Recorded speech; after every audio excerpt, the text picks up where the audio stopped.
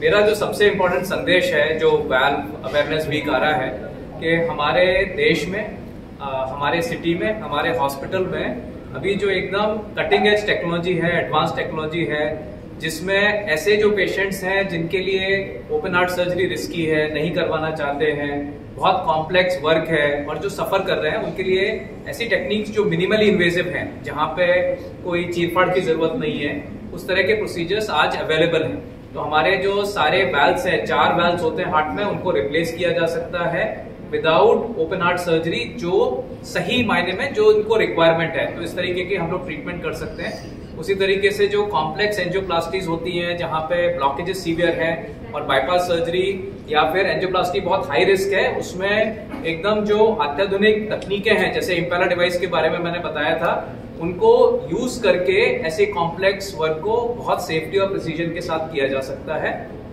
तो मेरा ये संदेश है कि ये सारी टेक्नोलॉजीज अवेलेबल है और इनका लोगों ने यूज करना चाहिए। जीवन अनमोल है, कॉस्ट तो टेक्नोलॉजी के साथ ज्यादा आता है, लेकिन अगर उसके बेनिफिट्स बहुत ज्यादा हैं तो हमें इन चीजों का फायदा होना चाहिए और अवेयरनेस से ही लोगों को पता चलेगा कि इस तरह की टेक्निक्स अवेलेबल है हमारे देश में। अपोलो हॉस्पिटल्स नवी मुंबईने दरवर्षी 22 फेब्रुवारी रोजी साजरा केल्या जाणाऱ्या हृदयाच्या झडपेच्या आजाराविषयी जागरूकता दिवसाच्या निमित्ताने आपल्या स्ट्रक्चरल हार्ट स्पेशालिस्ट डॉक्टरांच्या अध्यक्षतेखाली एका अनोख्या कार्यक्रमाचे आयोजन केले होते। हृदयाच्या झडपेच्या आजाराच्या वाढत्या केसेस आणि त्यावर उपलब्ध असलेल्या विविध उपचार पर्यायांविषयी माहिती देऊन जागरूकता वाढवण्याच्या उद्देशाने हॉस्पिटलने हे पाऊल उचलले। स्ट्रक्चरल हृदयरोग एक असा आजार आहे जो हृदयाच्या झडपा आणि त्यांच्या चेंबर्सना प्रभावित करतो। दरवर्षी याच्या केसेस वाढत आहेत। हा आजार एकतर जन्मजात असू शकतो किंवा काही विशिष्ट कारणांनी नंतरच्या काळात देखील उद्भवू शकतो। ॲट्रियल सेप्टल दोष म्हणजेच ASD आणि वेंट्रिक्युलर सेप्टल दोष म्हणजेच VSD ही जन्मजात हृदयरोगाची उदाहरणे आहेत। त्यांच्यावरील उपचार पीडियाट्रिक इंटरव्हेन्शनल कार्डिओलॉजिस्ट करतात। नंतरच्या आयुष्यात हा आजार ज्या कारणामुळे उद्भवू शकतो अशामध्ये रुमॅटिक हार्ट डिसीज म्हणजेच RHD, वय वाढणे, कॅल्शियम जमा होणे, आनुवंशिकता इत्यादींचा समावेश असतो। स्ट्रक्चरल हृदयरोगाची अनेक लक्षणे असू शकतात, जसे की श्वास घेण्यात त्रास होणे, छातीमध्ये वेदना, चक्कर येणे, घाबरणे, पायाचा घोटा, पाय किंवा पोटामध्ये सूज इत्यादींचा त्यामध्ये समावेश असतो। अनेक लोक सुरुवातीच्या लक्षणांकडे दुर्लक्ष करतात, त्यामुळे जागरूकता खूप महत्त्वाची आहे। आजार वेळीच लक्षात आल्यास गुंतागुंत टाळता येऊ शकते। हृदयाच्या झडपेच्या आजाराविषयी जागरूकता दिवसाच्या निमित्ताने अपोलो हॉस्पिटल्स नवी मुंबईने आपल्या कार्डियाक तज्ज्ञांसह जीव वाचवण्याच्या आपल्या वचनबद्धतेचा पुनरुच्चार केला। हे सर्व कार्डियाक तज्ज्ञ कार्डियाक व्हॉल्व आणि रिदम मॅनेजमेंट डिव्हाइसेस, पेसमेकर आणि वेंट्रिक्युलर सहाय्यक उपकरणे यांसारख्या प्रगत स्ट्रक्चरल हृदय उपकरणांचा उपयोग करण्यात प्रशिक्षित आहेत। सर्व कार्डियाक तज्ज्ञांनी भर दिला की हृदयाच्या आजारांचे लवकरात लवकर निदान केले जावे, यासाठी नियमितपणे आरोग्य तपासणी करून घेणे महत्त्वाचे आहे। मैंने जो आपको पेसमेकर के बारे में डिस्कस किया है, वो बेसिकली अभी हम लोग एल्डरली पेशेंट्स में यूज कर रहे हैं, लेकिन क्योंकि इसके फायदे इतने ज़्यादा हैं, सबसे इम्पोर्टेंटली ये पेसमेकर 25 साल तक चलता है। पहले जो पेसमेकर आते थे वो 7, 8, 9 साल तक चलते थे, ये 25 साल तक चलता है। इसका मतलब जो पेसमेकर की यूजुअल एज होती है वो अराउंड 50-60 होती है। अगर आप 60 इयर्स के पेशेंट में अपने पेसमेकर लगाते हैं तो 85 इयर्स तक चलेगा। तो आप समझ सकते हैं कि initially we are starting with elderly people, but very soon almost young patients also will get this and this will be a routine in future.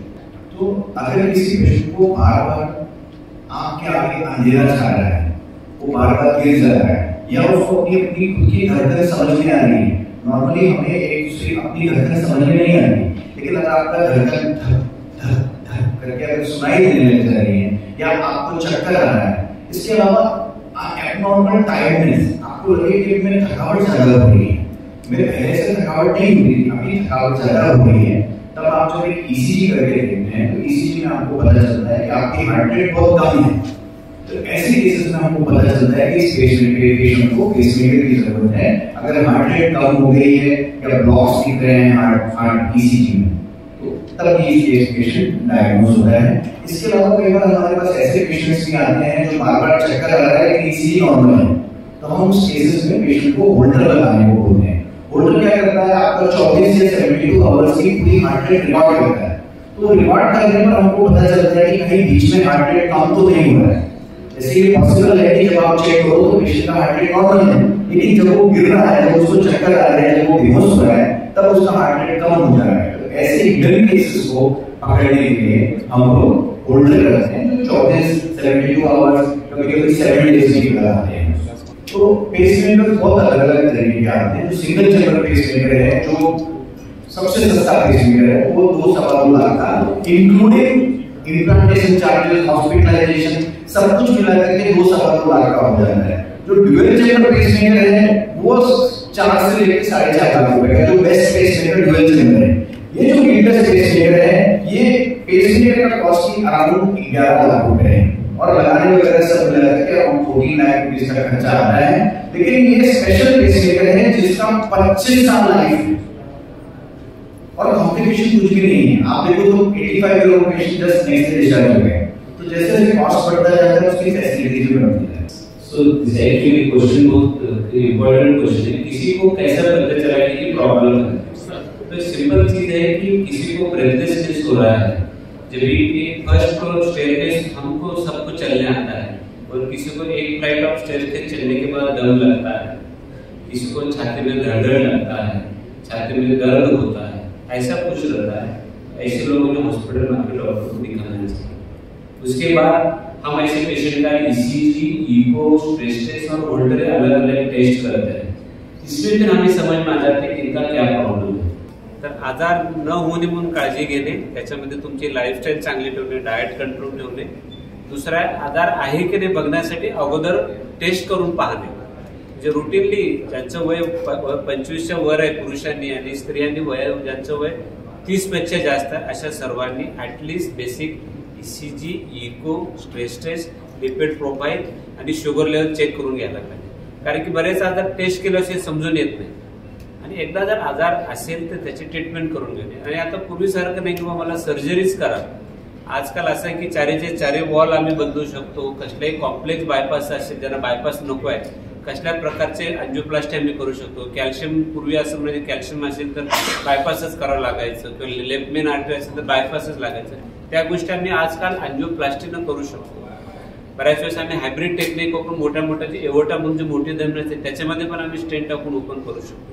लहान मुलांचं त्याचं पण एक्सपेक्टेशन आहे। पेसमेकर सांगितलं त्याला पण सर्जरीची गरज आहे। त्याच्यामुळे जे काही सर्जन करू शकता, जे काही सर्जरी करू शकतो, त्याच गोष्टी आपण विदाउट सर्जरी सध्या करू शकतो, विथ प्रिसिजन आणि with clear cut and better result. ह्या गोष्टी आमचा मेसेज आहे। ब्युरो रिपोर्ट नवी मुंबई, पनवेल वार्ता न्यूज। आपल्या परिसरातील बातम्या आमच्यापर्यंत पोहोचवण्यासाठी स्क्रीनवर दिलेल्या क्रमांकावर संपर्क साधू शकता। दूरध्वनी क्रमांक 8652414343।